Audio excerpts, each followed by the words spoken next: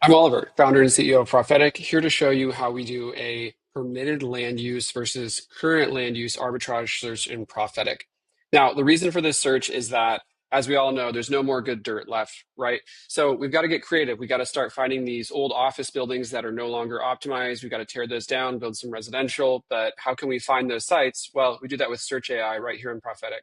So we're going to go to SearchAI. First, let's draw a polygon. We're going to draw it on the map. Let's assume my development criteria is quite broad and I'm okay with, all of this area of Connecticut and up in through Manchester. Great, that's where I want to search. Next, I search by development type because I only care about areas where I can build at least 5+ units in terms of pieces of dirt that have permitted or conditional or accessory uses for multifamily. So I'm going to click multifamily, then go next. Let's look for sites that are 1 to 10 acres, and I want structures that are no newer than 1990 because we're tearing them down. No more than 30% current wetlands coverage. And this is where we get to our current land use filter. This is where I'm going to just toggle on office because, again, we're looking for old office buildings where I'm allowed to do or conditionally allowed to do residential. And so that's the search we're going to perform right now. When results show up here, what's happening is every single piece of dirt across every single zone under the polygon I drew, whether it's city or county or you name it, we have two color pins. Green pins are individual results that match my criteria. Blue pins are assemblages of parcels that add up to my criteria.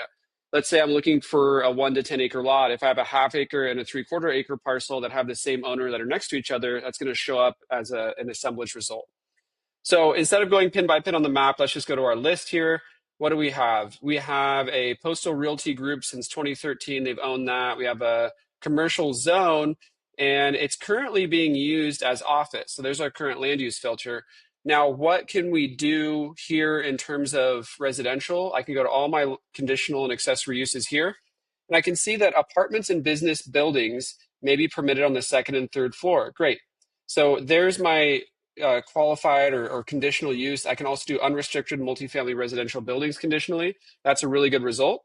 If I like it, I can jump to the property, go take a closer look, see where I'm at on the map. And then if I really like it, I can save it or favorite it for a quick review later. And then I can go in here and learn all this about additional density requirements or minimum lot areas. You get the idea. But it doesn't stop there.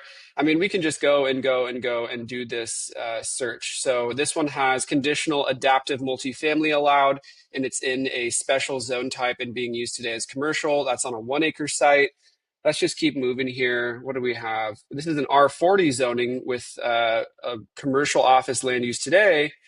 And then, yeah, a ton of additional residential and multifamily uses below. But you get the idea. That's how you find those needle in the haystack opportunities that are ideal for redevelopment. Find some old office buildings that are underutilized, tear them down. Let's build some multifamily or some single family detached or attached using the current land use filter in Prophetic.